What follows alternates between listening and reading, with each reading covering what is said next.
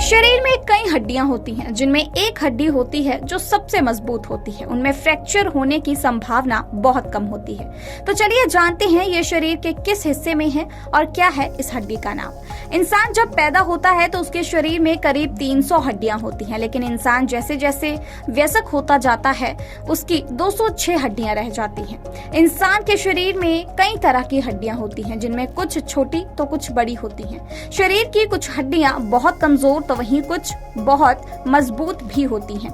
उनमें फ्रैक्चर होने की संभावना भी बहुत कम होती है। तो चलिए जानते हैं कि शरीर के किस हिस्से में होती है ये हड्डी और क्या है इसका नाम। इंसानी शरीर रक्त कोशिकाओं, मांसपेशियों और हड्डियों के कॉम्बिनेशन से बना है। शरीर में हड्डियां होती हैं।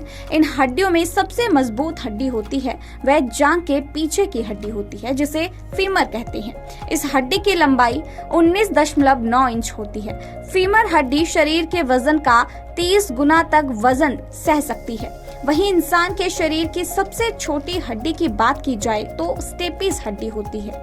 ये हड्डी शरीर की सबसे छोटी हड्डी होती है। ये हड्डी कान के अंदर होती है। अक्सर आपके मन में ये सवाल आता होगा कि आखिर ये हड्डियां इतनी मजबूत कैसे होती हैं, शरीर के इतने वजन को कैसे सहती हैं, किससे बनी होती हैं ये हड्डियां।